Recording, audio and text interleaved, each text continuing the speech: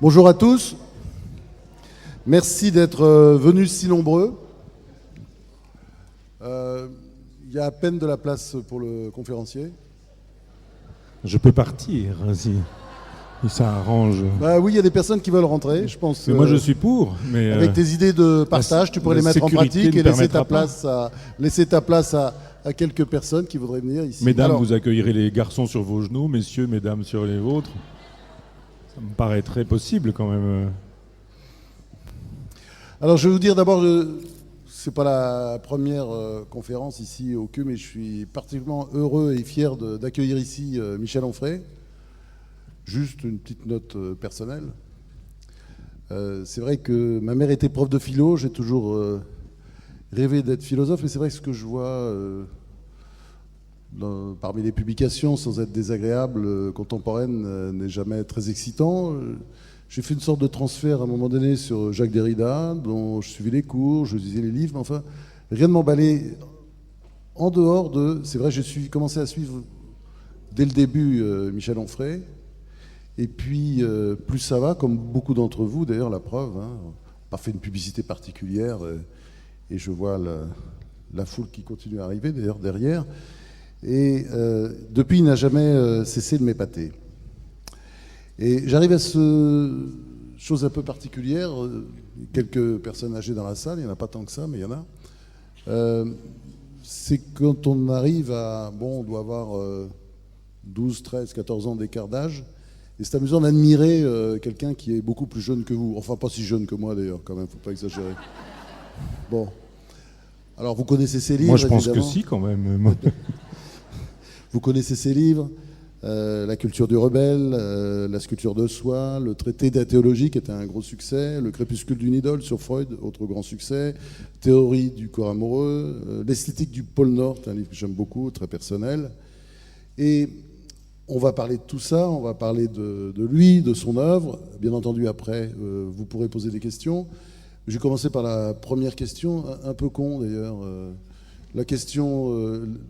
c'est le livre de Jean-François Revel qui me donne cette idée, d'ailleurs, je trouve que c'est une très bonne question. Pourquoi des philosophes ? Hein, c'est le titre d'un livre très célèbre de Jean-François Revel. Et pourquoi des philosophes ? Pourquoi est-ce qu'on a besoin de philosophes aujourd'hui ? D'ailleurs, plus particulièrement aujourd'hui, alors qu'il n'y en a pas tant que ça, enfin, même s'il y en a beaucoup à la télé. Pourquoi des philosophes ? La réponse est parce que. Merci. Maintenant Question que j'ai suivante. répondu, je voudrais quand même dire deux choses. Ça promet, hein. Qui vont servir de préambule, parce que je ne viens à aucun salon du livre. Non pas que je déteste les salons du livre, simplement je reçois une centaine de mails par jour, je réponds à tous les mails. Mon assistante en reçoit à peu près autant, on répond autant que faire se peut. Je suis très très sollicité, des préfaces, des postfaces, écouter des disques, regarder des vidéos, lire des manuscrits, etc. Et malheureusement, je ne peux pas satisfaire tout le monde.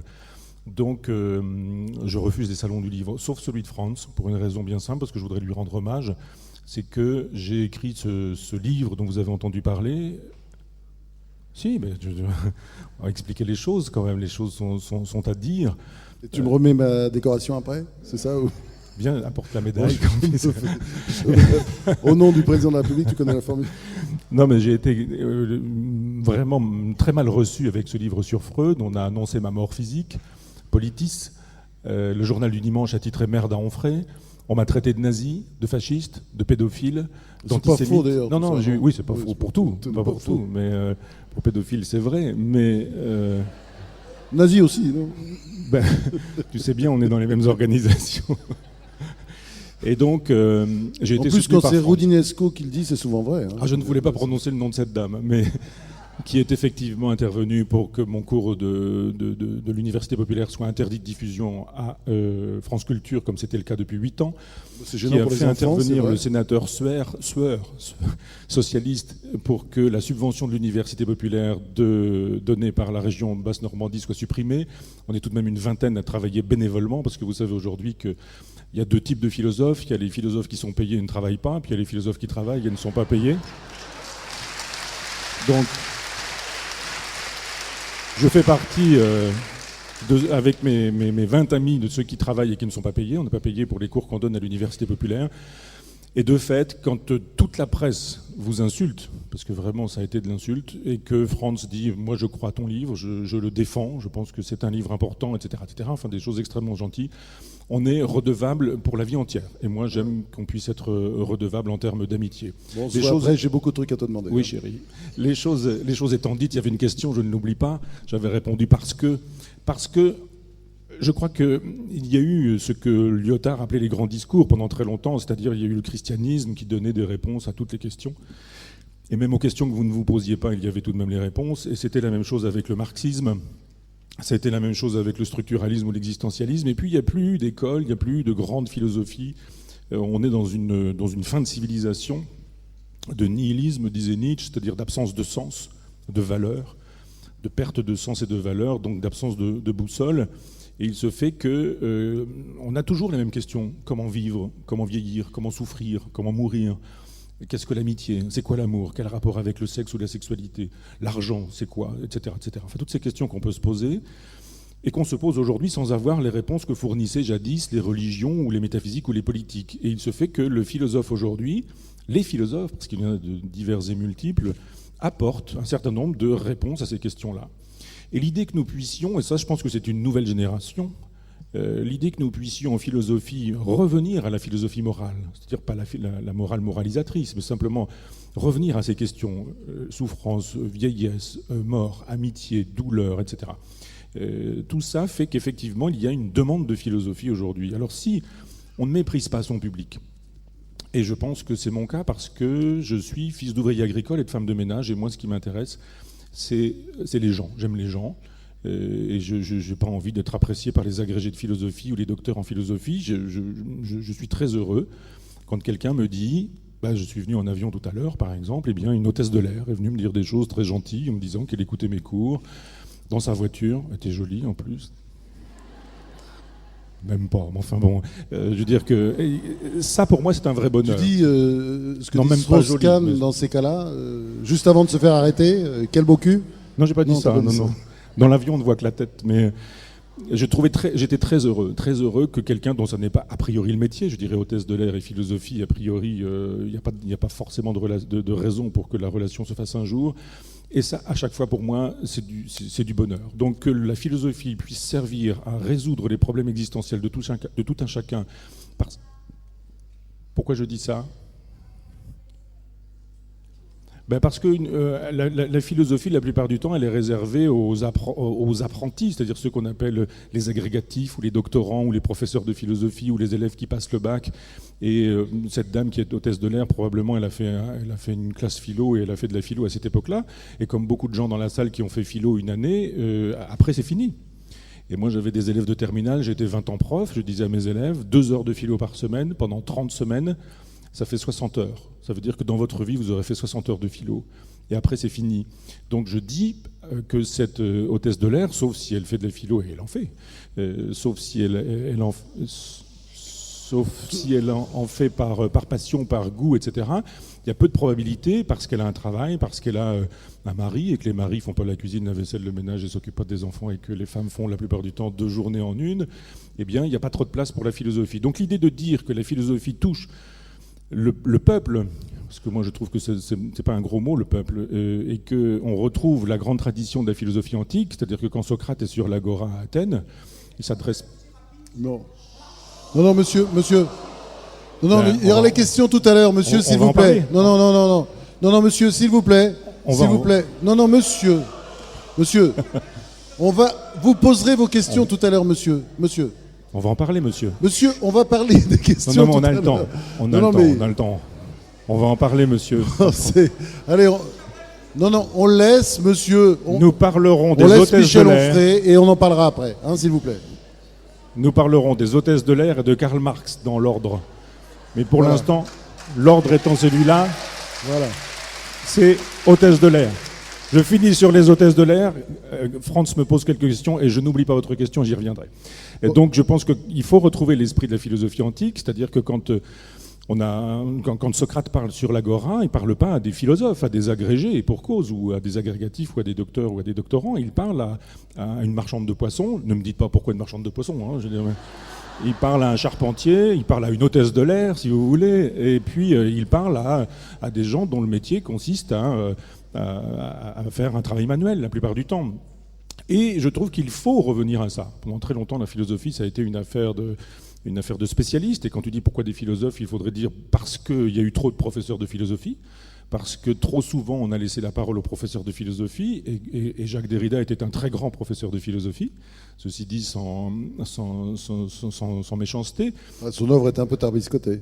C'est une œuvre pour les philosophes. Je pense que les philosophes aiment beaucoup Derrida, ils ont raison, c'est une œuvre qu'ils méritent, mais que l'homme du commun, la femme du commun aussi, ne me dites pas pourquoi pas la femme, mais l'homme du commun au sens générique, il aura du mal à lire de la grammatologie, par exemple. Mélopée poético-talmudique. C'est technique, c'est talmudique et technique, alors que si, je le reprends, mais c'est une figure de rhétorique, vous l'aurez compris, mais je veux dire, si l'hôtesse de l'air lit Sénèque, elle comprendra Sénèque. Si elle lit Marc Aurèle, elle comprendra Marc Aurèle. Si elle lit Épictète ou Épicure, elle comprendra ces philosophes-là. Et moi, ma proposition, c'est de remettre à disposition du public ces grands textes de la philosophie antique, et puis aussi de dire toute l'Antiquité n'a pas pensé les questions qui se posent aujourd'hui. Par exemple, la bioéthique, on peut chercher partout des considérations bioéthiques chez Sénèque, évidemment, on n'en retrouvera pas. Donc il faut faire un travail qui va dans ce sens, et c'est un peu le sens de ma démarche. Alors, bon, je le dis pour tous ceux qui voudraient encore intervenir, il y a 2 temps dans ces conférences. Enfin, visiblement, tout le monde n'avait pas encore participé à ces conférences. Il y a un premier temps où l'invité peut dérouler son discours. Et je l'aide à dérouler son discours. Je ne suis pas là pour le titiller, l'asticoter, juste pour l'aider à dérouler son discours. Et un deuxième temps, bien entendu, vous pourrez poser vos questions. Donc, on continue. Là, c'est une question pour te permettre de parler de Nietzsche, puisqu'en fait, tu es arrivé à la philo par Nietzsche. C'est la célèbre histoire, enfin, que évidemment tous les onfréistes connaissent, le marché d'Argentan, des vieux livres, et puis Nietzsche. Nietzsche qui rentre dans ta vie, quoi.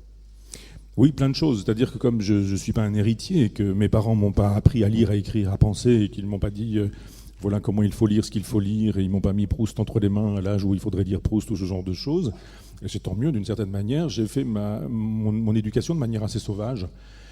Et cette sauvagerie, en fait, elle a rencontré une dame dont je n'ai plus qu'une nouvelle, mais qui vendait des livres d'occasion sur le marché d'Argentan, la ville où je suis né il y a 52 ans. Dans l'Orne. Voilà, c'est mon âge à moi. Dans l'Orne. Et ouais, c'est pas si éloigné. 54. 62 et demi. Non, 62 et demi, il ne faut pas me vieillir, 62 et demi. 10 ans. Je ne le fais pas en plus, je ne le fais pas. Ouais. Et donc je lisais un peu tout et n'importe quoi, y compris dans le désordre. On lit donc des mauvaises choses, puis parfois des bonnes choses. Et il se fait que dans ce que je lisais, il y avait effectivement Nietzsche, Marx et Freud. On fait pire. Il y avait le surréalisme, il y avait la poésie, il y avait Baudelaire. Enfin bon, tout ça se fait un peu dans le désordre. Mais de fait, je veux dire, moi qui ai été frappé jusqu'à l'âge de 10 ans à 14 ans orphelinat, 14 ans, 17 ans pension, et à 17 ans je m'en vais le bac en poche et je mène ma vie. De fait, quand on lit Nietzsche à ce moment-là, ou Marx ou Freud, ce sont des gens qui nous parlent personnellement. L'Antéchrist qui nous explique que sur le Vatican, il faudrait raser le Vatican, et sur l'endroit rasé, il faudrait faire des élevages de serpents. Je souscris plus à ça, hein, je veux dire que quand on a 15 ans, 14-15 ans, évidemment on a envie de ça, quoi. On a envie de conduire le bulldozer qui va raser le Vatican et faire un élevage d'aspics. Si on lit Freud qui nous explique qu'on peut se masturber, que c'est même un peu normal, quiconque ne sait pas masturber lève la main, là, personne. Bon. Voilà, donc tout le monde, et que les curés nous disent ça fait pousser les oreilles, que ça rend sourd, etc. Et on se dit catastrophe. Et il y a Freud qui nous dit pas du tout, c'est normal, ça fait partie de la vie. Et qui nous explique la sexualité, qui nous explique toutes ces choses-là. On se dit bon ben voilà quelqu'un qui me parle.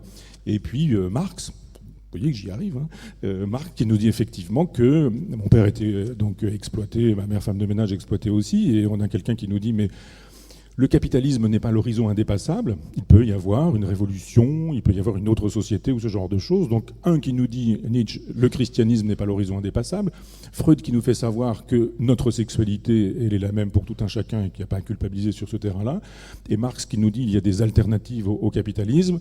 Ça secoue quelqu'un, quand on a 14-15 ans, ça secoue quelqu'un comme ça secoue de lire Flaubert, oui Flaubert par exemple, c'est à ce moment-là que j'ai lu Flaubert, ou Céline. Et tout ça se fait dans le désordre, sauf que je veux être chauffeur de train, je vais à la gare d'Argentan et on me dit passe ton bac d'abord, mais la SNCF m'aurait dit d'accord, j'aurais été chauffeur de train aujourd'hui et j'aurais conduit des philosophes qui venaient aujourd'hui au Salon du Livre de Nice. Et puis ça se serait probablement passé comme ça, sauf que m'ont dit fais ton service militaire. Je me suis dit on verra bien le service militaire un petit peu plus tard. Et en attendant, je vais à la fac. Et je suis allé à la fac, j'ai rencontré un prof de philosophie antique qui était Gerfagnon, qui était mon vieux maître. Et effectivement, là, ça a été un coup de foudre. Et je suis tombé là-dedans en me disant... c'est là aussi que tu as découvert l'arrière-grand-père philosophique de Nietzsche, c'est-à-dire Épicure. Oui. Hein? Oui. Lucrèce est donc un philosophe épicurien. Ouais. Et puis on découvre Épicure et on se dit, mais Épicure est susceptible d'être vécu par tout un chacun ici. C'est-à-dire que si on lit la critique de la raison pure, on ne voit pas trop l'usage qu'on peut en faire au quotidien. En revanche, lire la lettre à Ménécée, je vous invite à le faire ou à le refaire, mais c'est 5 ou 6 pages, guère plus. Et ça peut changer la vie. C'est effectivement un texte où on vous parle de la mort, où on parle de la liberté, des désirs, des plaisirs, du corps, de ce qu'on peut faire avec son propre corps.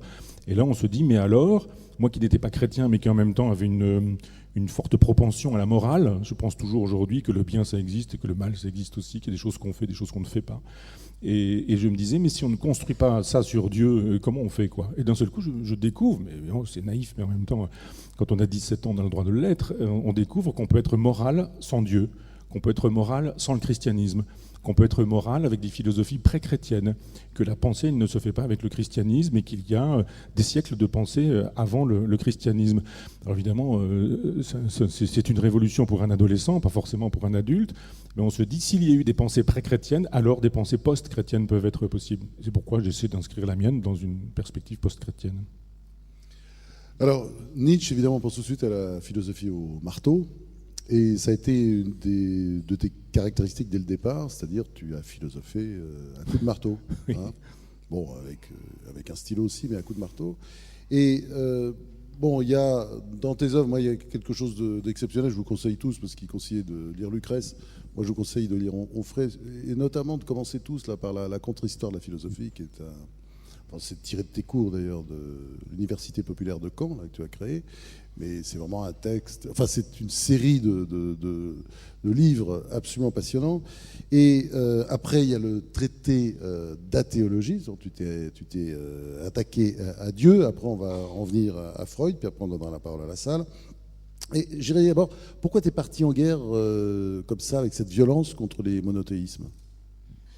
Moi, je ne crois pas être violent, contrairement à ce qu'on peut imaginer aujourd'hui. Je pense qu'on peut reprocher en revanche à un tas de gens d'être dans une espèce de connivence avec le monde, avec les gens, avec les choses. Et c'est l'absence de clarté des choses qui fait qu'on donne l'impression d'être violent. C'est-à-dire que vous avez des gens de droite qui donnent l'impression d'être de gauche, des gens de gauche qui donnent l'impression d'être de droite, des athées qui sont des copains. Tu parles de moi, là, du Vatican. Non.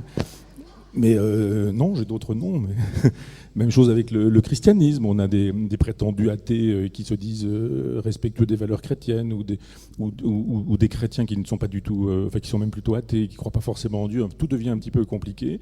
Et le jour où on dit il faut qu'une porte soit ouverte et fermée, ou fermée, si on dit on est de droite ou de gauche, on croit en Dieu ou on ne croit pas en Dieu. Et moi, je suis un homme de gauche, mais je n'ai jamais pensé que parce que j'étais un homme de gauche, les gens de droite étaient des imbéciles. Je ne pense pas que ce soit... Et je suis un athée, mais je pense que c'est pas parce qu'on est croyant qu'on est un imbécile non plus. Je dis simplement, il faut que les choses soient clairement... Oui, d'ailleurs, je signale, tu dois le savoir, il y a un livre qui vient de sortir chez Goliath. Oui. C'est un petit groupuscule catho, là, qui explique, en fait, t'es chrétien. T'es chrétien sans le savoir, mais t'es chrétien. Oui, c'est un livre intéressant. Il a écrit 250 pages quand même. L'évangile de Michel On va le chroniquer bientôt dans Le Point d'ailleurs. Ah, c'est vrai ? Ouais. Non, mais j'étais en relation avec l'auteur et j'ai heureusement de bonnes relations avec des gens de droite, avec des catholiques, avec des musulmans, avec des gens avec lesquels je ne partage pas les mêmes valeurs, mais avec lesquels je partage l'idée qu'on doit pouvoir échanger, dialoguer, confronter ses arguments sans s'insulter, sans se mépriser, sans s'envoyer à la figure le fait qu'on serait des fascistes, des nazis ou des pédophiles ou ce genre de choses. Donc au contraire, moi j'ai très envie de parler avec des gens qui semblent à mes antipodes. Au contraire, je trouve ça très intéressant et on ne sait plus... Mais tu sembles penser que la religion représente un grand danger quand même. Hein, c'est ça le sentiment qu'on a. C'est-à-dire alors que d'autres... comme Régis Debray expliquait que la religion créait du lien et que c'était ça. Enfin, il y a eu toute une série de livres de Debray très positifs sur la religion, oui. dans le sens créatrice de liens. Oui, mais on peut créer du lien autrement. Et moi, j'ai envie qu'on crée du lien autrement, sans avoir besoin de Dieu ou sans avoir besoin d'une idéologie qui fait le sacrifice des femmes. Parce que les trois monothéismes ont ça en commun, les juifs, les catholiques et les musulmans ont en commun la misogynie, la phallocratie, la détestation des femmes, la haine des femmes, donc du désir, donc des pulsions, donc du corps, donc de la chair. Ils ont tous ça en commun. Moi, j'ai pas très envie qu'on sacrifie la moitié de l'humanité, les femmes en l'occurrence, sous prétexte qu'il faudrait assurer du lien social ou il faudrait permettre de répondre aux questions que chacun se pose. On n'a pas besoin forcément des religions, on en a eu besoin. Il y a Auguste Comte qui nous parlait de périodes en nous disant qu'il y a eu des périodes métaphysiques, il y a eu des périodes religieuses, etc. Je ne suis pas éloigné de penser comme ça. Je pense effectivement qu'il y a eu une longue période religieuse, mais qu'on peut en sortir. Le propre du discours de Régis Debray au sens étymologique, j'entends bien, je ne suis pas dans le jugement de valeur, mais c'est un discours réactionnaire. Un réactionnaire, c'est quelqu'un qui voudrait restaurer un ordre ancien. Le mot, je l'utilise dans ce sens-là. Il est réactionnaire. Et Régis l'est, sur tous les bien sujets. sûr, il l'est, en disant c'était mieux avant. La pédagogie, l'éducation, etc. Moi, je ne pense pas que pour les femmes, la France, la nation, les frontières. Et je pense qu'on peut repenser la France, les frontières, les nations, mais pas en se disant refaisons comme hier. Moi, j'étais 20 ans prof. Je pense que c'est un métier extraordinaire, formidable, l'enseignement, et qu'il faut aujourd'hui refaire l'enseignement. Parce que ça ne va pas, l'école, ça ne marche pas, ça n'apprend pas à lire, à écrire, à penser. C'est donc un endroit où on ne fait pas ce qu'il faudrait faire. Mais il ne s'agit pas de remettre des blouses aux enfants ou de retrouver l'instituteur dans le sens de la Troisième République. Tout ça, c'est fini, c'est terminé. Donc c'est fini, mais en même temps, c'est vrai, les classes de 40 élèves, avec les blouses ou pas d'ailleurs, ça donne des résultats. Les classes de 40 élèves? Oui. Ah non, c'est je pas sais pas, possible. moi j'étais dans des classes de 40 élèves, comme certainement plein de gens dans la salle. Et, voilà, je suis sorti en sachant lire, écrire et oui, en lisant beaucoup. Au siècle dernier, si je puis me permettre, mon cher Franz. On avait le même siècle, donc je peux me permettre de le dire. Mais non, ça n'est plus possible aujourd'hui, parce que les gamins ne sont plus capables de se concentrer autant qu'avant, parce que dans une école où il y avait de la discipline, moi je suis rentré en CP, je savais lire, écrire, compter, puisque j'étais allé chez une bonne de curé qui m'avait appris ce genre de choses. L'institutrice m'a fait passer du CP en CE1, parce que c'était la même classe, et il y avait 3 niveaux dans sa classe. Donc elle pouvait faire ce genre de choses-là, et elle avait effectivement une quarantaine d'élèves dans une classe. Ça n'est plus possible aujourd'hui, on ne peut plus défendre ça. Il faut penser aux instituteurs, aux professeurs, aux enseignants. Plus les classes sont légères, mieux c'est, et plus on peut faire un vrai travail pédagogique. Donc là-dessus, je ne pense pas qu'il faudrait restaurer les classes. Comme ça, on ne va pas refaire une pédagogie nouvelle. Moi, je pense par exemple qu'il faut des pédagogies adaptées. On ne va pas prolonger, mais c'est vrai, moi j'aurais tendance à penser que ce système-là, avec des profs 2 fois mieux payés comme en Allemagne, ou 1/3 de plus déjà comme aux États-Unis, ça pourrait peut-être mieux fonctionner que le système actuel, que des profs sous-payés avec des petites classes. Absolument. D'abord pour la fiche de paye, je suis entièrement d'accord. Mais ensuite, je pense que le problème, il est dans l'adaptation du discours à chacun. C'est-à-dire qu'on ne peut pas aujourd'hui, c'est plus possible. Le discours qu'on tient pour 40 personnes. Il faut tenir des discours à tel ou tel. Parce qu'on sacrifie les doués et on sacrifie les pas doués à l'école aujourd'hui. Et en même temps, on sacrifie tout le monde parce qu'on s'adresse à une espèce de ventre mou et personne n'y trouve son compte. Et les bons, il faut les doper, les bons. Il y a des bons dans une classe. Et puis il y a des mauvais. Les mauvais, il faut être près d'eux, il faut passer plus de temps avec eux. Donc je suis pour des pédagogies adaptées et pas du tout pour la pédagogie unique comme ça se faisait sous la Troisième République, c'est avoir le souci des élèves et puis en même temps leur transmettre des informations, vérifier que les contenus sont assimilés. Enfin bon, mais il y a des choses à faire pour demain sans qu'on considère que le passé est la solution pour demain. Est-ce que tu n'as pas le sentiment d'être allé très loin quand même dans ton traité d'athéologie quand tu expliquais que les religions se nourrissaient de pulsions de mort? Enfin, je résume. Non, mais tu résumes bien, et revenons à la question du marteau, parce qu'on m'a dit, par exemple, que j'étais dans la polémique, et que j'étais dans le pamphlet, et qu'il ne fallait pas s'étonner qu'on me réponde de manière polémique et pamphlétaire. Donc la vie catholique m'a consacré 4 pages en disant que j'étais le maître à penser de Jean-Marie Le Pen, de la Nouvelle Droite, du Grèce, je vous assure. Et il y avait à chaque fois la photo, Le Pen, Alain de Benoît, etc. Bon. D'abord, je constate qu'ils ont du mal avec l'amour du prochain. Ensuite, je vois qu'ils ont du mal à pardonner les péchés, si tant est que j'ai pu commettre un péché en écrivant le traité de la théologie. Et puis ensuite, je me suis dit, mais attaquez-moi sur ce que je dis. Je prends un exemple. Je dis, le Vatican a mis à l'index un certain nombre d'auteurs, c'est-à-dire a interdit la lecture d'un certain nombre de philosophes. Spinoza, Descartes, Helvétius, les matérialistes du XVIIIe, etc. Et puis pour les contemporains, Simone de Beauvoir, Jean-Paul Sartre, Freud. Et le copain de monsieur, Marx. C'est-à-dire qu'on se dit, bon, le Vatican interdit la lecture de Marx. Bon. Le Vatican n'interdit pas la lecture de Mein Kampf. Mein Kampf n'a jamais été mis à l'index. Tous les communistes ont été systématiquement excommuniés par Pie XII du simple fait qu'ils aient été communistes. C'est-à-dire on adhérait au Parti communiste et de facto on était exclus, on était excommuniés. Je veux bien, mais aucun membre du parti nazi n'a été excommunié. Je donne des faits. Je dis pourquoi est-ce que Mein Kampf n'est pas à l'index et pourquoi est-ce que Simone de Beauvoir est à l'index. Je dis pourquoi est-ce que l'excommunication s'est faite de la totalité des communistes, pourquoi est-ce que l'excommunication ne s'est jamais faite des gens qui ont été membres du parti nazi. Pourquoi la filière Vaticane, par exemple, nous a fait savoir que les exfiltrations pouvaient se faire avec les anciens nazis et avec des passeports, avec le tampon du Vatican, qui est un État, comme chacun le sait, les criminels de guerre ont pu échapper à la justice et se retrouver la plupart du temps en Amérique du Sud. Je dis ça. On me dit pamphlet, philosophie au marteau, etc. Mais je dis, mais montrez-moi que j'ai tort. Quand je montre la collusion, par exemple, du Vatican dans le génocide au Rwanda, on me dit polémique, etc. Je dis, mais c'est pas polémique. Je donne des thèses, je donne des arguments. Jean-Paul II a couvert le génocide du Rwanda. Ou que je fais savoir que, par exemple, le Coran n'est pas, que l'islam n'est pas une religion de paix, de tolérance et d'amour. Que le Coran est rempli de sourates qui sont antisémites, qui sont misogynes, qui sont phallocrates, qui sont homophobes, qui invitent à la guerre, qui invitent à la torture ou ce genre de choses. Oui, mais c'est comme la Bible. C'est comme la Bible, c'est-à-dire que le Coran, comme la Bible, prêche à la fois l'amour et la violence. L'amour et la haine, enfin, c'est-à-dire que... pas le Coran. Il y a des sourates qui contredisent. Non, il y a des sourates qui contredisent... Non. C'est pas la même chose, c'est-à-dire que... Les sourates très violentes sont contredites par des sourates où, voilà... Non. Je pense à la sourate de l'abeille, la sourate de la génisse, qui sont des sourates où vraiment, bon, embrassons-nous, Folleville, quoi. Alors, il y a deux choses, c'est-à-dire que le Coran, c'est théoriquement une seule voix et un seul texte et un seul auteur.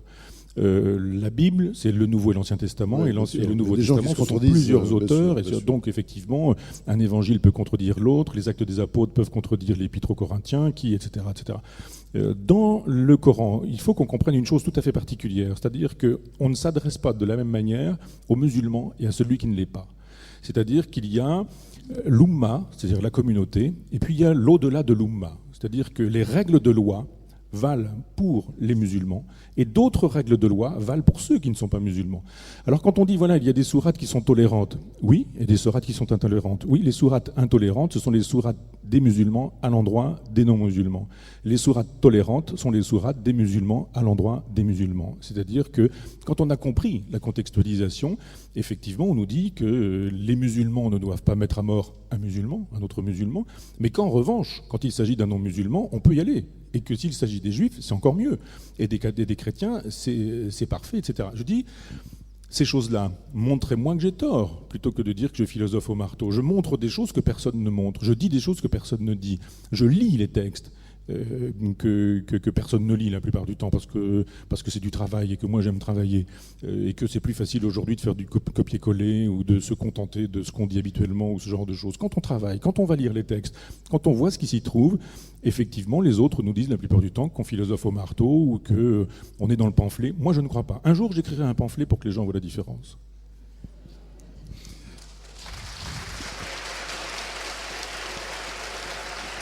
Il faut craindre ce jour. Il faut craindre ce jour. Alors oui, on parlait du traité de la théologie, et c'est vrai que ce que tu as...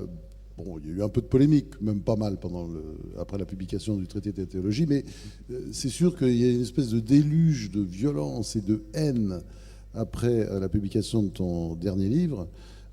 Crépuscule d'une idole qui laisse à penser quand même que les psychanalystes sont beaucoup plus puissants dans la société que les pauvres chrétiens. Ils sont mieux organisés. Ils sont plus organisés, ils sont plus puissants dans le petit monde parisien, c'est-à-dire dans le petit monde de la presse où on a du renvoi d'ascenseur et voilà. Mais en dehors de ça, moi je vous disais, enfin je parlais tout à l'heure de cette dame rencontrée dans l'avion, mais il y a plein de gens qui m'arrêtent dans la rue en me disant des choses extrêmement sympathiques sur ce Freud. Et mon bonheur, il est plutôt là. Alors que des psychanalystes n'aient pas aimé que j'ai fait savoir que dans le texte de Freud, il y avait un concept qu'on appelle l'attention flottante, qui justifie que le psychanalyste puisse dormir pendant la séance. C'est vrai, hein, ça s'appelle l'attention flottante. C'est dans un livre qui s'appelle La technique psychanalytique. Et Freud prenait 450 € la séance. Il faisait une séance tous les jours, sauf week-end et fête. et qu'il vous dit voilà, ça peut durer 3 ans, 4 ans, et parfois ça peut durer 20 ans, quand à 450 € la séance, on justifie doctrinalement, c'est un point de doctrine, que le psychanalyste puisse dormir, et que ça marche quand même, la psychanalyse, puisque ce sont les inconscients qui communiquent, qu'on ajoute que les 420 € c'est du liquide et que ça échappe au fisc, on peut comprendre que la corporation psychanalytique n'ait pas été contente de l'apparition de cet ouvrage. Oui, alors...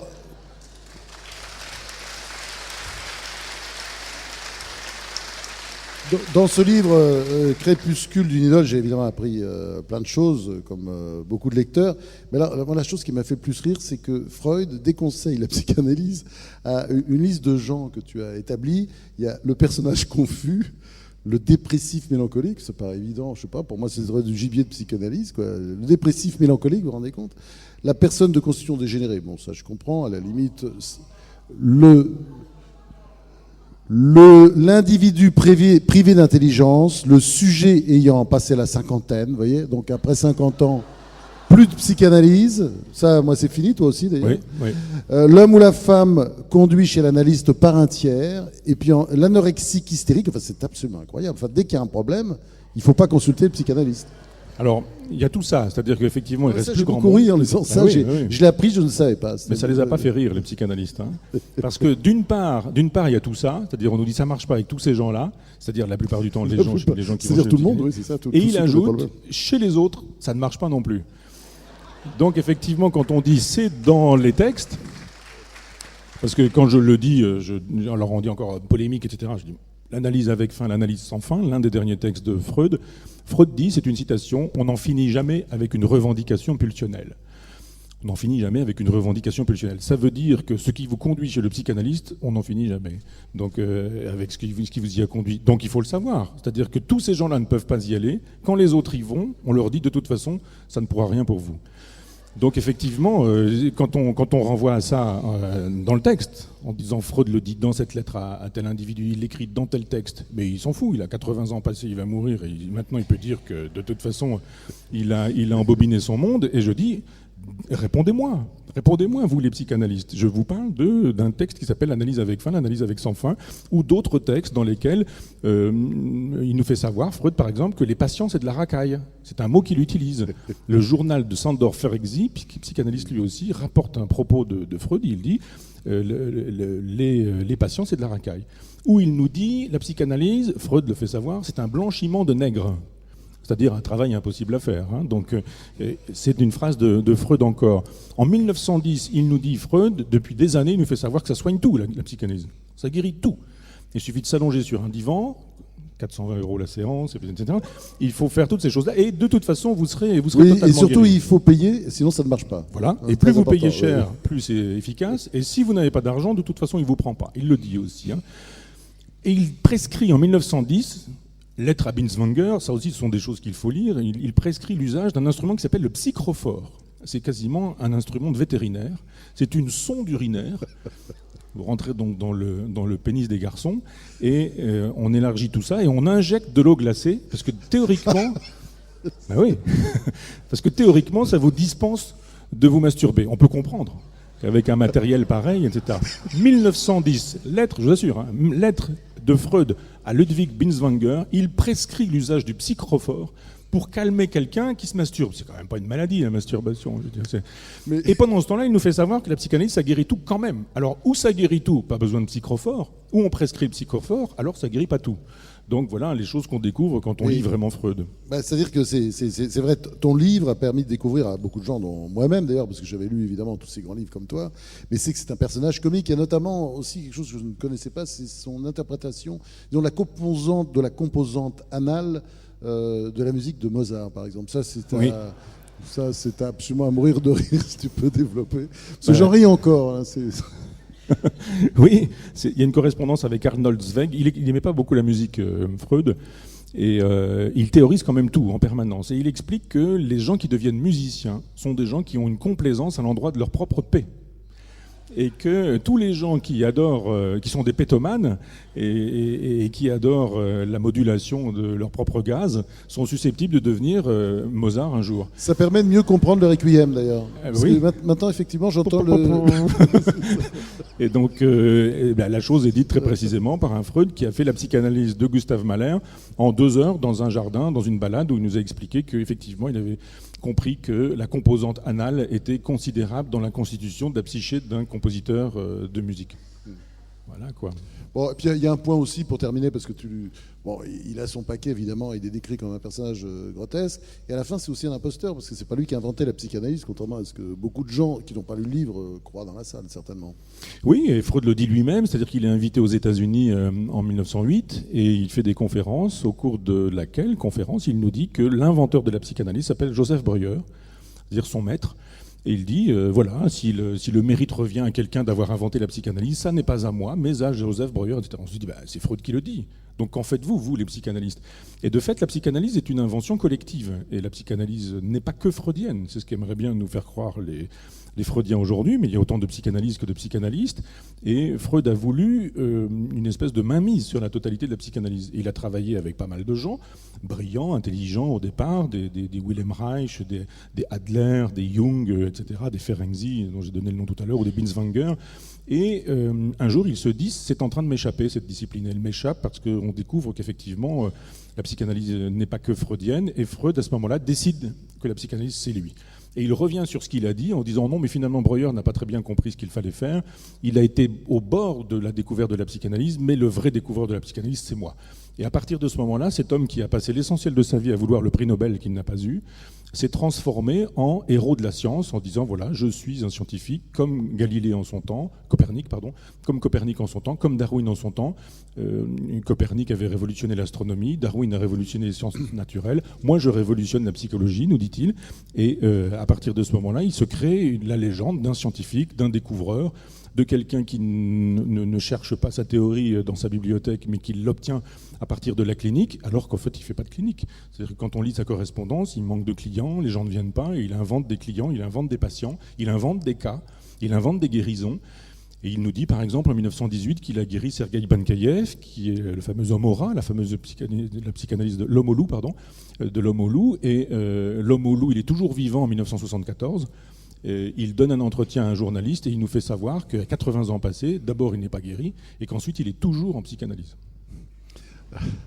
Alors, tu as secoué beaucoup de cocotiers, là. On parlait tout à l'heure des religions. Freud le dernier, à quel cocotier vas-tu t'attaquer Ça c'est drôle parce que une fois, tu m'as posé la question à la fin d'une de tes émissions. Oui, parce que là, c'est la fin, je donnais la parole au public, donc tu vois, je commence à approcher de la fin.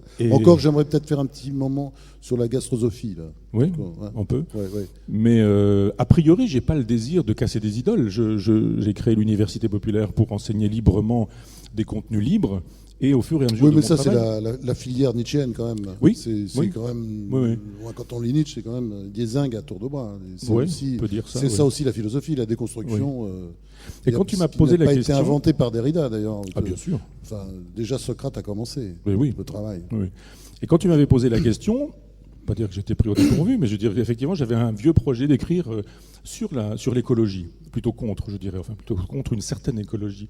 Et il y a un livre de Hans Jonas qui s'appelle Le principe responsabilité et qui défend le concept qu'il appelle lui de l'heuristique de la peur. L'heuristique, on dirait, c'est la méthode. Sous-entendu, il faut faire peur aux gens.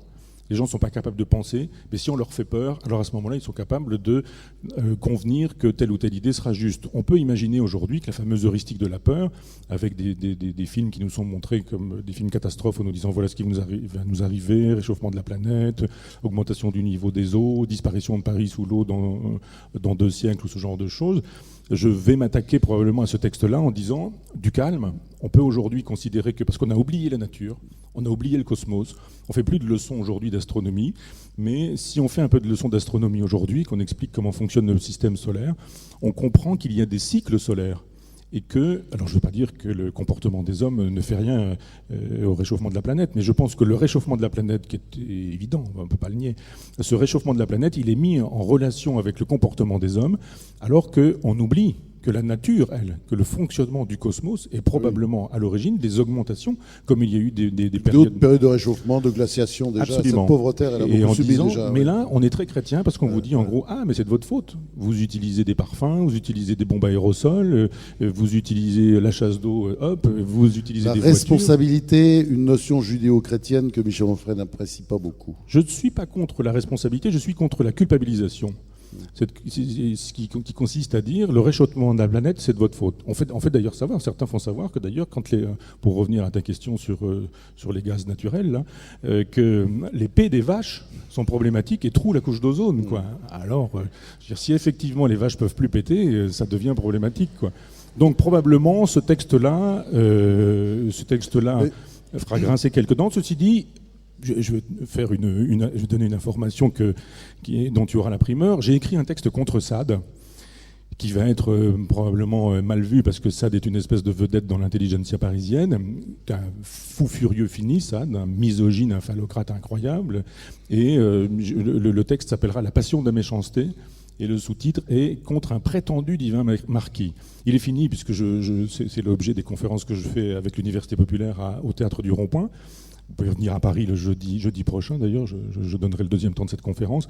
Mais de fait, tous ces gens qui ont fait l'éloge de Sade, les Foucault, les Barthes, les Deleuze, les Klossowski, sont des gens qui ont totalement déliré. C'est-à-dire qu'on ne peut pas justifier cette philosophie de la perversion, de la méchanceté, de la jubilation dans la cruauté.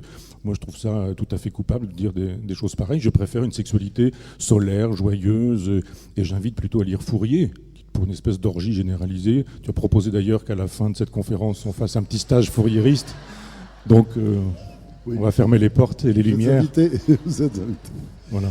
Oui, alors tu n'es pas seulement un philosophe de la déconstruction, tu es aussi un philosophe de la construction à travers cette monumentale contre-histoire de la philosophie que je vous conseille vraiment de lire, à travers aussi un Albert Camus qui ne va pas tarder à sortir, à travers aussi le manifeste hédoniste qui n'est pas vraiment ton livre, mais qui est un peu autour de toi et de ton travail, donc tu n'es pas uniquement un personnage négatif.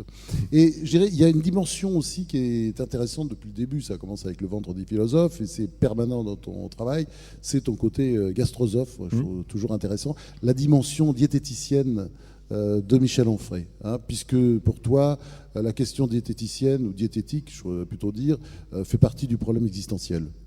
Oui, on n'a qu'une vie, les plats ne repassent pas, si je puis me permettre la métaphore, et toute seconde perdue est définitivement perdue. Et on a plusieurs fois dans la journée l'occasion de faire plaisir ou de se faire plaisir en cuisinant. Et je trouve que c'est le grand impensé de la philosophie, la cuisine, la gastronomie, la nourriture. Donc j'avais écrit ce livre-là sur un ton un peu ironique en 88, publié en 89. Ça s'appelait d'abord Diogène Cannibale, et mon éditeur a appelé ça le ventre des philosophes. J'aime pas beaucoup le mot ventre. Ouais, bon titre quand même. Ventre ouais. C'est un bon titre. Et donc j'avais tâché de montrer qu'effectivement les philosophes pensaient comme ils se nourrissaient, et qu'il y avait une relation entre sa façon d'être et sa façon de se nourrir. Oui, tu es ce que tu manges. Absolument. C'est une phrase du philosophe allemand Feuerbach. Et j'ai voulu joindre le geste à la parole. Donc depuis 5 ans, j'ai créé une université populaire du goût à Argentan, où j'habite. Et effectivement, on a dans un jardin potager de réinsertion sociale, on a des gens qui sont des victimes du système libéral, c'est-à-dire de la brutalité libérale, c'est-à-dire chômage, misère, pauvreté, drogue, prison, ce genre de choses. Donc on les réinsère avec un jardin potager, et en même temps, on cherche de l'argent, d'ailleurs si vous avez des sous, mais on va construire un restaurant dans ce jardin dans lequel on va donner des cours de cuisine pour que les gens puissent manger des bons produits, pas chers, leur expliquer que quand on va chercher une carotte dans le jardin, qu'on la râpe, d'abord qu'on la pèle, qu'on l'épluche, parce que les gens ne savent pas dans le jardin, qu'on utilise telle huile, tel vinaigre, tel sel, tel poivre, et qu'on fait tel type de mélange, et qu'on fait macérer un petit peu, et qu'on mange au bout d'un certain temps, eh bien on va découvrir un goût qu'on n'a pas forcément perdu, parce que certains ne l'ont même jamais eu, parce qu'il n'y a jamais eu d'éducation. Donc on éduque au goût et aux 5 sens. Donc pas seulement le nez, la bouche, mais aussi la musique, la peinture, la littérature. Je fais venir Robert Combas, par exemple, un artiste peintre à Argentan, et je contribue à l'éducation populaire, parce que je crois que c'est une belle aventure. Ah, c'est très beau d'ailleurs. J'étais sur place, j'ai été voir. Merci Michel. Maintenant, c'est la deuxième partie, les questions. Les questions, nous attendons la première question. Voilà, madame, je pense que la première question a déjà été posée. Ah oui, On répond sur Marx peut-être tout On de va suite. répondre à monsieur. Et après, ce sera le tour de madame. Voilà. Marx, monsieur, et puis après madame. Tu réponds, Voilà. vous la reposez. Vous permettez, madame, je réponds à la question sur Marx. Si j'ai bien compris, c'était pourquoi est-ce que je vais si vite sur Marx? C'était un peu ça, hein? Oui, alors j'ai consacré une année quand même à Marx en creux, parce que je fais ça à l'université populaire. C'est-à-dire qu'il y a des philosophes dont je parle et des philosophes dont je ne parle pas, mais ma façon de parler d'un certain nombre de philosophes est une façon de parler aussi de ceux dont je ne parle pas. Par exemple, je ne parle pas de Descartes. Je n'ai pas fait un cours sur Descartes quand j'ai abordé le XVIIe siècle, mais j'ai fait un cours sur Gassendi, qui était son grand ennemi, son grand adversaire, on dira. Et en parlant de Gassendi, je fais en creux un portrait de Descartes. Donc j'ai fait, au XIXe siècle, dans une année que j'ai appelée le démonisme social, c'est-à-dire la philosophie du plaisir sur le terrain de la société, un portrait en creux de Marx. C'est-à-dire j'ai fait un cours sur les anarchistes, sur Stirner, sur Bakounine. J'ai parlé d'autres philosophes de cette époque-là qui sont des gens qu'on connaît assez peu, comme Owen par exemple, ou comme Godwin, fin du XVIIIe, début du XIXe siècle, en montrant que le marxisme n'était pas l'horizon indépassable de la gauche, et que le marxisme, pour moi, ça a été quand même beaucoup le goulag, beaucoup l'Union soviétique, beaucoup la haine de la liberté, de l'autonomie, de l'indépendance, la détestation de l'individu. Et moi, je n'ai jamais été marxiste. En revanche, je pense qu'il y a une gauche non marxiste, qui n'est pas forcément anti-marxiste, mais qui peut être anti-marxiste, une gauche non marxiste, je songe à Proudhon, par exemple, et que cette gauche-là, on n'en a pas parlé. Comme on n'a pas parlé de la psychanalyse non freudienne, parce que Freud avait réussi à laisser croire que la psychanalyse c'était lui, eh bien Marx a laissé croire que le socialisme c'était lui. Et moi je ne suis pas marxiste, mais je pense que ne pas être marxiste, ça ne contraint pas de ne pas être de gauche. Simplement, quand vous lisez Proudhon, vous vous apercevez que les ateliers, les coopératives, les mutuelles, les mutualisations, la possibilité de la propriété individuelle, les usages contractuels, enfin toutes ces choses-là rendent possible une politique avec la possibilité aujourd'hui d'avoir des réponses concrètes à des questions concrètes. Est-ce que, par exemple, aujourd'hui, si vous êtes musulman et que vous avez envie de donner une éducation musulmane à vos enfants, est-ce que vous avez le droit de construire une école ? C'est une question. On vous dira, non, l'école laïque, c'est pas ça, il y a une école, elle est laïque, elle est républicaine, etc. Et après tout, pourquoi pas ? Peut-être que la laïcité républicaine, elle suppose que les contenus, qui sont les contenus d'éducation nationale, doivent être enseignés comme ils doivent l'être. Donc on fait passer des inspecteurs de l'éducation nationale dans des écoles comme celle-ci, ce qui n'interdirait pas que des musulmans puissent prodiguer une éducation musulmane à leurs élèves en même temps. Ça permettrait aussi à des anarchistes de faire le même type d'école en disant, nous, on croit à une organisation coopérative, mutualiste de la société, eh bien, on va ouvrir une école privée, mais qui sera une école anarchiste et proudhonienne. D'autres pourraient imaginer qu'ils pourraient aussi ouvrir leur école à chacun la sienne, je dirais, pourvu qu'un socle commun républicain et laïque puisse être enseigné.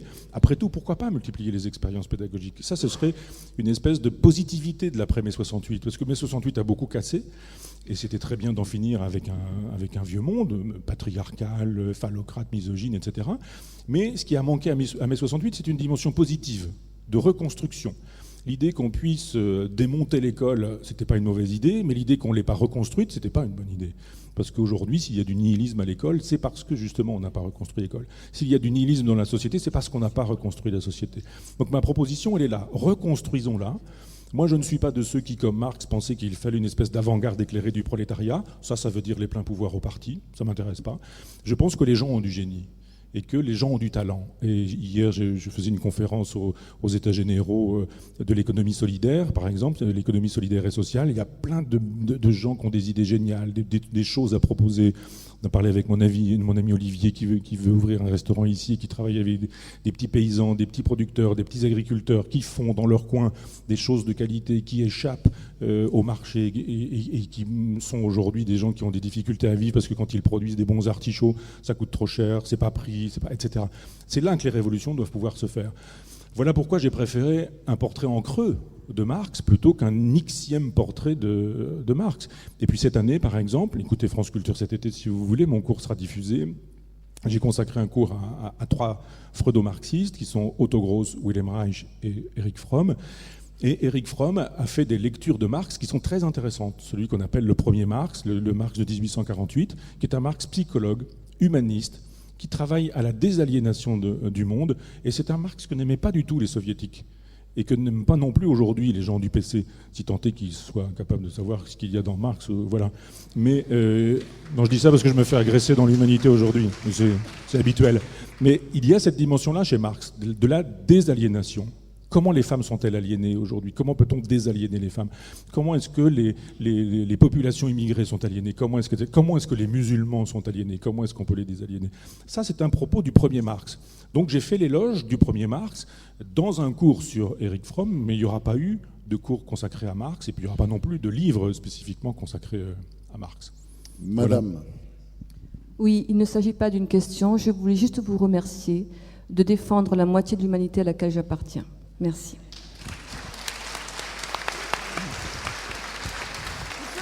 Merci madame, mais même si c'est une remarque qui n'appelle pas de commentaires, je pense que c'est un vrai critère, le statut des femmes. Vous savez, quand on pose la question du statut des femmes dans l'islam, dans le christianisme ou dans je ne sais quel type d'idéologie, eh bien vous avez la plupart du temps votre réponse.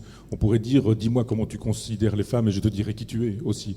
Parce que je pense effectivement qu'il y a tout un travail à faire sur ce terrain-là et que la récente affaire que tout le monde sait, peut-être devrait pouvoir être l'occasion de réfléchir aujourd'hui sur cette humiliation secrète, discrète, ou sur cette façon étonnante de croire qu'il y a des tâches qui reviennent naturellement aux femmes, faire les enfants, les éduquer, les élever, les réveiller le matin, préparer le petit déjeuner, les emmener à l'école, et que le partage des tâches ménagères, il est rarement équitable, vraiment rarement équitable. Et plutôt que de disserter généralement sur l'exploitation, moi j'ai un certain nombre de féministes qui m'énervent, qui veulent qu'on écrive auteur avec un E, professeur avec un E. Tout ça est fort sympathique. Simplement, le vrai combat féministe, il n'est pas là. Il est effectivement, on en parle un peu, et c'est tant mieux dans le fait que, par exemple, des femmes se fassent abuser sexuellement par leur mari légitime. On commence à le dire, qu'une femme peut être violée par son mari. Et ce sont des idées qui avancent lentement, et je pense que ce combat-là, les hommes ne s'honorent pas beaucoup de ne pas le mener. Merci, monsieur.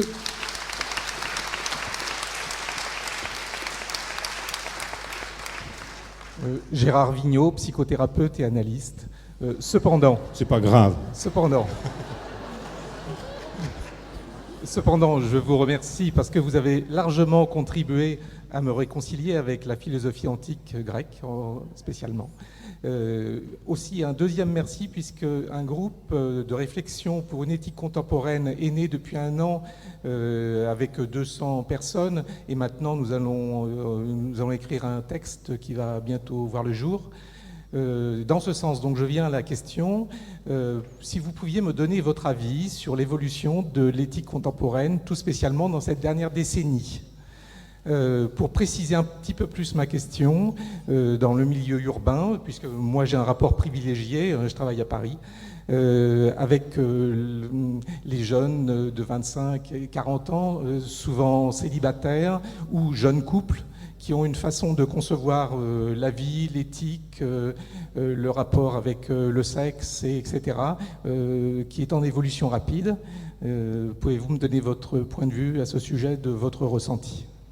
Oui, merci pour votre merci, parce que, comme je disais tout à l'heure, le livre qui va paraître chez Goliath, qui est un éditeur de catho de gauche, me fait plaisir. C'est-à-dire quand des catholiques et quand des chrétiens me disent « votre livre nous a été utile », plutôt que de m'insulter en disant « votre traité d'athéologie nous permet à nous de repenser notre foi, de repenser notre croyance », alors là, je suis vraiment très heureux. Et quand des analystes me disent « on a lu votre texte », parce que c'est arrivé aussi, il n'y a pas eu que des insultants et des insulteurs dans cette aventure, il y a des analystes qui m'ont dit « ça nous a fait du bien, il y a des choses effectivement qu'il fallait dire, on les aurait peut-être pas dites comme vous, peut-être que la polémique à laquelle la télévision oblige un petit peu vous a fait dire des choses de manière un peu raccourcie, peut-être pas aussi juste que ça, parce que vous n'avez pas la pratique qui vous aurait permis de dire les choses autrement, etc. » Dans ces cas-là, je suis très heureux de discourir, d'échanger. J'ai fait de la psychanalyse à la fac, et mon vieux prof de psychanalyse m'a envoyé une lettre, on est en train de s'écrire, et peut-être qu'on publiera un jour cette correspondance, parce que je crois aux enrichissements mutuels. Moi, je suis un lecteur de psychanalyse, je ne suis pas un praticien. Et pour faire pour raccrocher les wagons entre les deux choses que vous m'avez dites, c'est-à-dire vous me dites que ça vous a réconcilié avec la philosophie antique, tant mieux, parce que vous vous souvenez probablement d'Antiphon d'Athènes, qui est un philosophe dont je parle la première année de l'Université populaire, qui est un contemporain de Platon, qui lui soignait les gens avec l'échange de paroles et en leur prenant de l'argent. Ça fait quand même penser à quelque chose. Hein. Donc l'idée de ce qu'on appelle la logothérapie, c'est-à-dire du soin par la parole, moi j'y crois. Bien sûr, il faudrait être stupide pour ne pas y croire. C'est-à-dire si vous aimez une femme et qu'elle vous appelle au téléphone et qu'elle vous dit qu'elle ne vous aime plus, la parole va produire des effets physiologiques, ça me paraît évident. Ou si vous recevez le coup de fil d'une femme qui vous fait savoir qu'elle vous aime, ça va produire des effets, on le sait bien. Si on vous annonce la mort de quelqu'un que vous aimez, etc., ça produit aussi des effets. Donc la parole, elle a des effets, évidemment. Donc en ce sens, je défends la psychanalyse. Je ne défends pas sa formule freudienne, mais je défends la psychanalyse. Et j'ai fait un petit texte qui s'appelait Apostille au crépuscule, qui est un ajout qui invitait les thérapeutes comme vous, par exemple, tolérants, ouverts, à dire « travaillons ensemble ». Proposons quelque chose qui permettra de corriger chacun par chacun. Moi, soyons polis, vous, par exemple, de me corriger parce que je n'aurai pas la pratique, et peut-être moi de vous corriger parce que peut-être une théorie pourrait être refaite à l'ombre ou à la lumière de votre propre pratique. Donc je défends ça, c'est-à-dire l'idée d'une interaction entre les théoriciens, les praticiens, etc. Sur la question de l'éthique, moi je pense que c'est le signe du nihilisme de notre époque. S'il y a du nihilisme aujourd'hui, c'est parce qu'il n'y a plus d'éthique, et que chacun y va de son éthique particulière. Une éthique tribale, une éthique clanique. C'est-à-dire il y a mes potes, ma tribu, et là on a le sens de la parole donnée, le sens des valeurs, ou je ne sais quoi, puis après, advienne que pourra. C'est la jungle, il faut bien se sauver, la vie est violente, brutale, après tout, chacun sauve sa peau comme il le peut, etc. Ça, c'est le nihilisme. Il faut aller contre le nihilisme, on ne peut pas se contenter de ce genre de choses. Moi, je persiste à croire que l'éthique, c'est une chose extrêmement simple. C'est savoir qu'autrui existe et le lui montrer. Savoir qu'autrui existe, c'est-à-dire qu'on n'est pas tout seul. L'éthique pratique, c'est quoi? C'est dans la rue, quelqu'un qui va qui va se conduire comme un tueur en voiture parce que vous êtes un piéton. C'est quelqu'un qui, dans un magasin, arrive après vous, mais va passer devant vous parce qu'il prétend qu'il est pressé, mais tout le monde est pressé. Ou enfin, c'est quelqu'un qui, dans un train, téléphone en disant « oui, je suis dans le train », à qui vous pouvez dire « oui, moi aussi ». Parce qu'on n'a pas forcément envie d'avoir la conversation de... La question de l'éthique, c'est ça. C'est « je suis tout seul ». Autrui n'existe pas, c'est le signe du nihilisme aujourd'hui. Si vraiment on veut enseigner une éthique, le problème c'est pas d'enseigner des valeurs morales et de faire ce que Nietzsche appelait de la moraline, c'est-à-dire ça c'est pas bien, ça c'est bien, il faut faire ceci, il faut pas faire cela, c'est pas ça la morale. La morale pour moi c'est de dire tu n'es pas tout seul, autrui existe et vis avec lui, prends en considération l'existence d'autrui. Et peut-être une inversion de la formule du christianisme qui nous dit qu'il ne faut pas faire à autrui ce qu'on ne voudrait pas qu'il nous fasse, mais peut-être plutôt ce qui me semble être la formule de l'hédonisme, fais à autrui ce que tu voudrais qu'il te fasse. Alors évidemment, il y a toujours des pervers qui disent moi j'aimerais bien me prendre des coups sur la figure, donc voilà, effectivement, il y a des sadomasochistes, et bon, vous savez ça mieux que moi, si vous les recevez, on ne peut pas imaginer que ces gens-là soient des modèles de vertu ou de vie en commun. Mais cette idée qu'il nous faudrait dire à autrui, je vis avec toi parce que tu es là, et en même temps, je fais ce que j'aimerais que tu me fasses, la plupart du temps, on a envie que les gens nous disent qu'ils nous aiment, on a envie de leur donner du bonheur, on a envie de leur faire plaisir, parce qu'on a envie qu'ils nous fassent plaisir, on a envie qu'ils nous donnent du bonheur. C'est ça l'hédonisme. Et cet apprentissage d'autrui, c'est du formatage. On pourrait dire, j'ai appelé ça du dressage neuronal, en pensant au dressage des chevaux. Moi, je connais des gens qui sont dans l'équitation. Bartabas est un copain. Et quand vous voyez comment on est capable comment les gens qui font du dressage sont capables de faire quelque chose d'extraordinaire avec cette espèce de masse de muscles qui est là, eh bien, il y a du dressage à faire avec les neurones. Et c'est tout petit, le dressage neuronal. C'est-à-dire qu'il faut, dès la scolarisation, voilà pourquoi moi je pense qu'il faut faire de la philosophie dès la classe de CP, pour qu'on puisse apprendre l'existence d'autrui. L'éthique, c'est ça. C'est commencer très tôt à dire à autrui qu'il n'est pas tout seul et que peut-être il a un petit frère, il a une petite sœur, mais qu'il a aussi des voisins, qu'il a des copains, puis qu'il a un père, puis qu'il a une mère, et que les exigences que je vois parfois d'enfants qui poussent des cris quand on fait ses courses et qu'on est en train d'attendre avec son chariot parce que les bonbons sont là et que c'est fait pour ça, hein, et que les enfants crient, veulent absolument ce genre de choses, l'éthique, elle est là. Elle est là dans l'existence de ce problème qu'on ne peut pas satisfaire tous les désirs. Et que si le désir de manger des bonbons quand on est un petit garçon ou une petite fille est un désir légitime, eh bien, le désir peut être contrarié par la société. C'est la question du principe du plaisir et du principe de réalité. Donc il faut apprendre aux enfants les deux choses.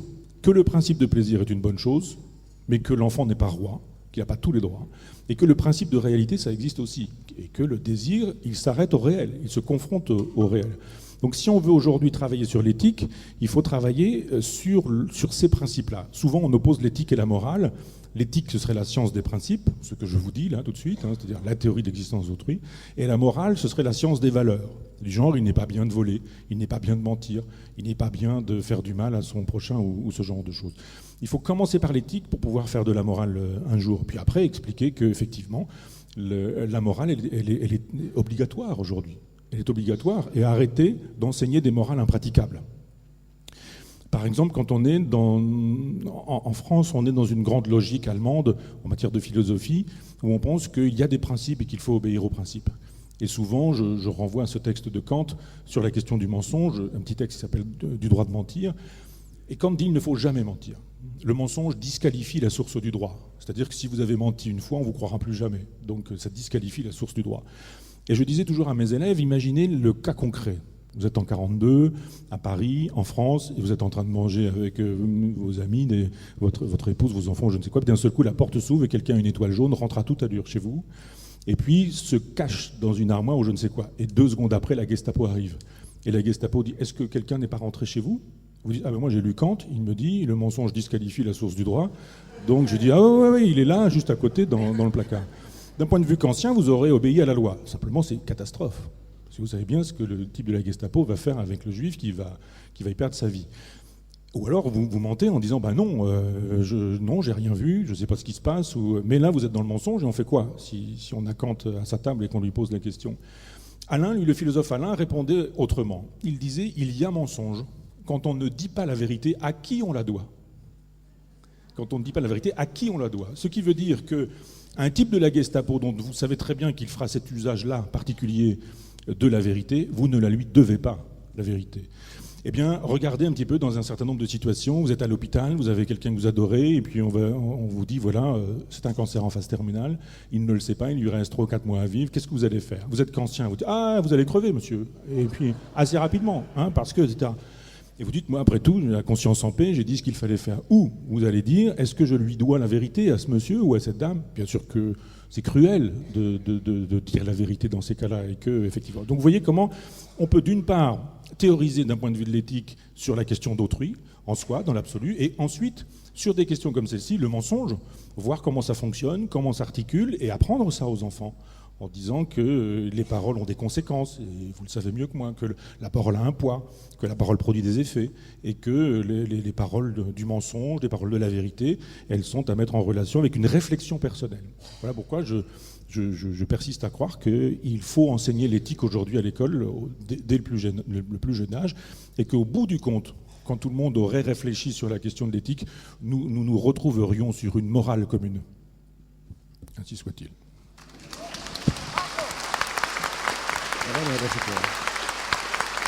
Madame ?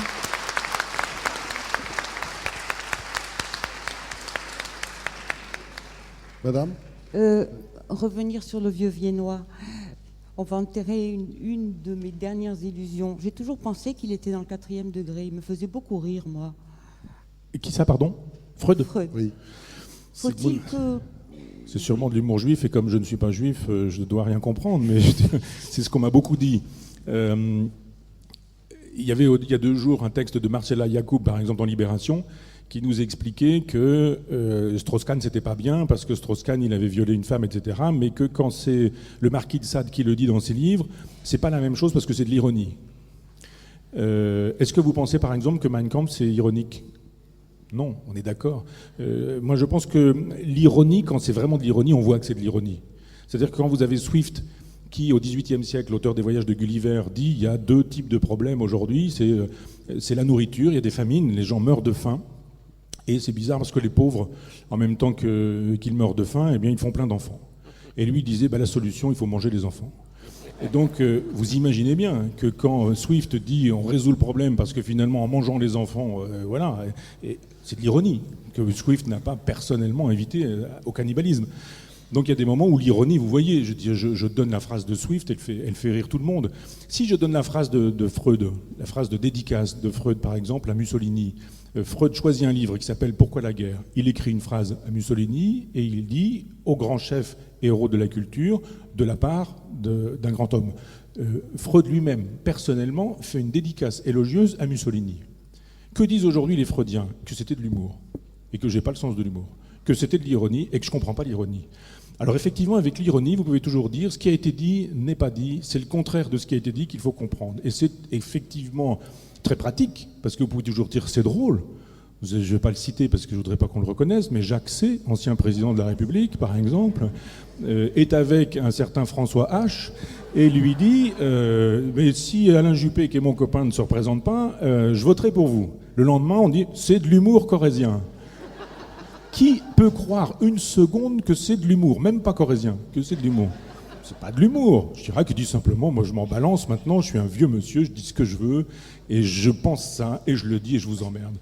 Pourquoi est-ce que l'ironie, ça sert toujours à masquer un discours en nous disant, mais vous n'avez pas compris, Freud il est ironique, Sade il est ironique. Non, je pense que ces gens-là sont très sérieux, et que Freud est très sérieux quand il nous dit que nous avons, nous les garçons, le désir inconscient de coucher avec notre mère et le désir réel de tuer notre propre père. Il appelle ça le complexe d'Édipe, et il dit c'est une vérité universelle. Et ben moi je trouve pas ça drôle, je trouve pas ça ironique, et je trouve pas ça vrai en plus, parce que j'ai vraiment jamais eu envie de coucher avec ma mère, je dirais. Et un psychanalyste dira « Ah, mais la dénégation est tellement puissante chez vous que c'est bien la preuve que vous refoulez ce désir qui est véritable. » Dans ces cas-là, on ne peut plus rien dire. C'est-à-dire, ou vous dites une chose, et à ce moment-là, voilà, on dit ben voilà, il a le désir de sa mère et c'est bien la preuve que j'ai raison. Vous dites le contraire, on dit oh, si c'est le contraire du contraire qu'il faut comprendre. Moi, je persiste à croire, et je renvoie au joli petit livre de Jean Kelevitch sur l'ironie, que l'ironie, c'est ce procédé qui consiste à faire confiance en l'intelligence d'autrui, parce qu'on va tenir un discours en sachant qu'autrui aura l'intelligence de restaurer le discours véritable, et que, par exemple, quand je vous raconte l'histoire de Swift, vous comprendrez qu'effectivement, Swift ne dit pas qu'il faut manger les petits garçons. Swift dit simplement quelque chose d'assez désespérant. On dit de l'ironie souvent quelle est la politesse du désespoir, mais effectivement, on peut imaginer qu'il y a de l'ironie, et puis que de temps en temps, il n'y a pas d'ironie, qu'il y a vraiment des gens qui disent les choses sérieusement, et je peux vous assurer que Freud n'avait pas le sens de l'humour, mais pas du tout le sens de l'humour. Parce que quand vous êtes ironique, eh ben, vous avez l'habitude. On sait très bien que vous avez des gens dont c'est le métier, et Franz en reçoit plein, et il y a des gens dont on sait que quand ils pratiquent l'ironie, c'est l'ironie. Jean d'Ormesson qui pratique ça à merveille. Si Jean d'Ormesson balance une vanne et qu'il dit c'était de l'ironie, on sait que si c'est Jean d'Ormesson, c'était de l'ironie. Si c'est Martine Aubry, par exemple, on n'est pas bien sûr qu'elle puisse, elle, dire c'était pour rire, parce qu'elle ne nous a pas habitués à ça. Et comme Freud ne nous a pas vraiment beaucoup habitués à l'humour, au rire ou à la plaisanterie, j'ai plutôt tendance, bêtement, moi, à prendre au pied de la lettre ce qu'il nous dit.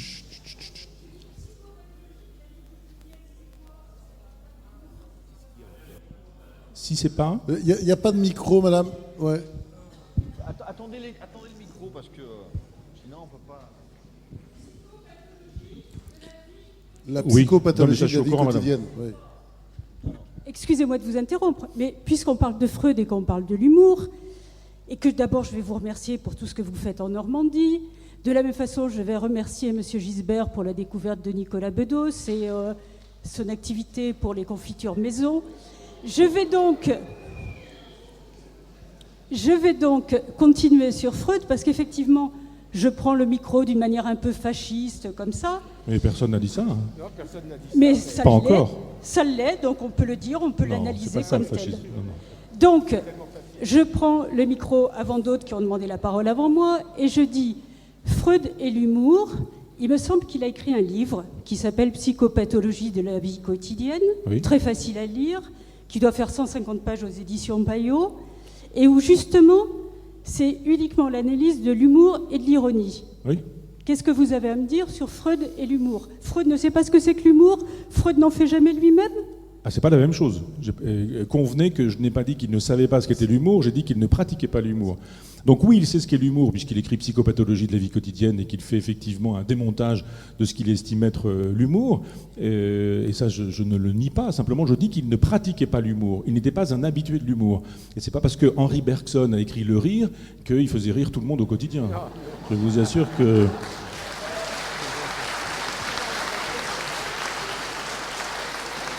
Il en connaissait les mécanismes, mais pour autant, il n'en était pas un praticien. Et je peux vous assurer, pour avoir connu quelques gens dont l'humour était le métier, que ce sont des gens pas drôles en dehors de la scène. Et que les gens qui sont capables de faire se plier une salle tout entière, une fois que le spectacle est terminé, sont des gens qui n'ont pas du tout le sens de l'humour. Donc il faut s'entendre sur la question de l'humour, on peut le pratiquer comme un professionnel et ne pas avoir le sens de l'humour par ailleurs. D'aucuns peuvent d'ailleurs avoir un excellent sens de l'humour sur autrui, mais pas sur eux. Et la plupart du temps, les gens qui ne pratiquent pas l'humour, mais l'ironie, sont des gens qui peuvent être très sarcastiques sur autrui, mais qui ne tolèrent pas qu'on soit humoristique ou drôle avec eux. Mais je me suis juste contenté de dire, non pas que Freud ignorait ce qu'était l'humour, mais qu'il ne le pratiquait pas. Question, Raoul. Oui, je voudrais vous demander, Michel Onfray, comment vous conciliez, vous allez me répondre parce que vous répondez tellement brillamment à tout, votre passion pour Nietzsche et puis le rapport, enfin, Nietzsche, on sait qu'il a parlé des femmes, pas toujours de la même façon que vous, puisque pour vous, presque, la femme, c'est une entité messianique. Alors, si, un peu, tout ce qu'on a eu, le discours que vous avez eu jusqu'à présent, c'est ça. Alors, Nietzsche, et puis le messianisme féminin, comment vous le conciliez? Parce que ça, c'est vraiment très contradictoire. Hein. Alors d'abord, pour moi, il n'y a pas de messianisme féminin. Je ne suis pas de ceux qui diraient, comme Aragon, la femme est l'avenir de l'homme. C'est une connerie, ça. Je pense que la femme, c'est la femme, et que... Non. Non, on peut... Un, défendre les femmes, et deux, dire que quand un homme fait semblant de défendre les femmes pour en avoir encore plus, vous devriez, mesdames, ne pas être insensibles aux procédés rhétoriques. Et qu'il y a parfois des séductions des femmes qui ne sont faites, ces séductions, que pour se comporter comme des machos. Donc je ne pense pas que la femme soit l'avenir de l'homme. Moi, je pense qu'une femme égale un homme, vraiment. Je suis un lecteur de Simone de Beauvoir en ce sens, et je ne pense pas, comme les machos, que les hommes font mieux que les femmes un certain nombre de choses, et comme un certain nombre de féministes, que les femmes feraient mieux un certain nombre de choses que les hommes parce qu'elles seraient femmes. Non. Quand une femme est une sotte, c'est une sotte. Et c'est pas une femme. Un macho dira, elle est sotte, oui, mais c'est normal, c'est une femme.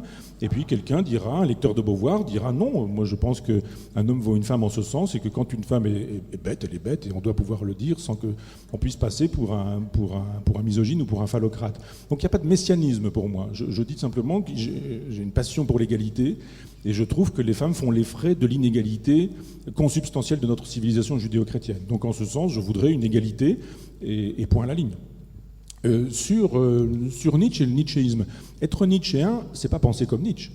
Et Nietzsche, on ne me fera pas dire ce que souvent disent les gens qui aiment un philosophe ou un auteur, c'est-à-dire tout défendre du philosophe. Moi, j'adore Proudhon. Proudhon est antisémite. Et je dis Proudhon est indéfendable sur ce sujet-là. Voilà, il est indéfendable. Alors les gens disent oui, mais l'antisémitisme, c'est pas ça à l'époque. Puis il a dit ça dans un carnet après une conversation avec un personnage qui... Je dis non, j'aime Proudhon, et les gens que j'aime, je ne suis pas de ceux qui disent si je les aime, ils n'ont pas de défaut. Je ne serai pas de ceux qui diraient machin est mon ami, donc il ne peut pas avoir violé une femme de chambre dans un hôtel américain. Si vous voyez ce que je veux dire. Donc je pense que sur ce terrain-là, j'aime Nietzsche, mais je ne défends pas tout de Nietzsche. Et sa misogynie est indéfendable. Simplement, on peut la comprendre. Nietzsche est quelqu'un qui écrit « Si tu vas voir les femmes, prends ton fouet ». Il n'y a pas tort. C'est de l'humour, madame. Ouais. Et donc, encore que, c'est de l'ironie, ça. Et à ce moment-là, on se dit qu'est-ce qu'il faut entendre par ça. Nietzsche est quelqu'un qui avait peur des femmes. Quelqu'un qui n'a jamais été capable de séduire une seule femme, qui était amoureux de Lou Salomé et qui fait demander à Paul Rey, c'est-à-dire le petit copain de Lou Salomé, de faire sa déclaration d'amour. C'est un peu raté comme genre de procédé. Et donc il écrit ça dans un contexte particulier qui lui fait effectivement dire ce genre de choses. Et vous avez une photo dans laquelle on voit Nietzsche et Paul Rey qui sont en train de tirer une charrette avec Lou qui est dans la charrette et qui a un fouet. Oui, monsieur. Eh ben... on va terminer bientôt. Oui. On va en finir. C'était à quelle heure la fin? C'est de l'abattage encore. Je suis désolé, c'est vraiment de l'abattage. C'est de l'abattage. On conclut. Donc on va accélérer, je dis ça parce que les gens dehors Oui, oui, entendent, on va accélérer. Bon. Il y aura une dernière question et ce Je sera vais la faire fin. vite. Voilà. Je Une vais- dernière question. Voilà. Ok, la dernière question. Donc, La dernière question. la dernière question. Au sujet de Nietzsche, juste une chose, il disait que les vrais disciples, c'est ceux qui Où êtes-vous, trahissent. monsieur? On vous voit pas. Ici. D'accord, merci. Voilà, Nietzsche disait aussi que les vrais disciples, c'est ceux qui me trahiront. Mes vrais disciples, c'est ceux qui me trahiront et non pas ceux qui m'adoreront. Donc, pour aller dans le même sens que ce que vous disiez. Ceci dit, je voulais revenir sur une chose. Vous, dans votre livre sur l'hédonisme, vous distinguez le vice et la vertu d'une façon très particulière. Vous dites le vice, c'est la souffrance, qui est une des trois composantes de la tragédie de la condition humaine, avec la décrépitude et la mort. Et vous dites la vertu, c'est le plaisir, qui est considéré comme l'inverse la plupart du temps. Le plaisir est considéré comme un vice, sous la forme de la luxure en particulier, par les religions et les morales. Merci. Réponse?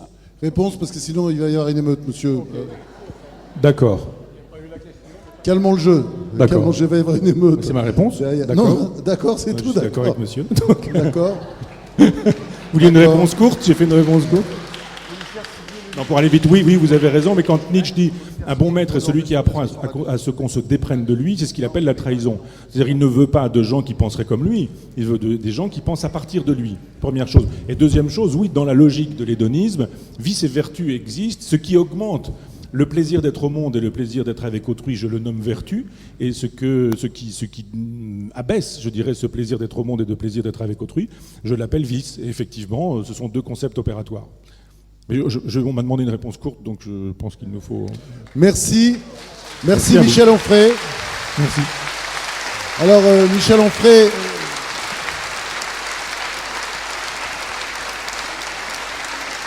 Michel Onfray, vous venez de le constater, il est aussi bon dans les conférences que dans les livres. Et je conseille à tous ceux qui ne sont pas encore entrés dans son œuvre de se précipiter en librairie pour acheter la contre-histoire de la philosophie, il y a le crépuscule d'une idole sur Freud, le traité de la théologie, la sculpture de soi, tous ces livres que vous pouvez trouver en librairie, et puis il va vous en dédicacer quelques-uns à la sortie. Voilà, merci à tous.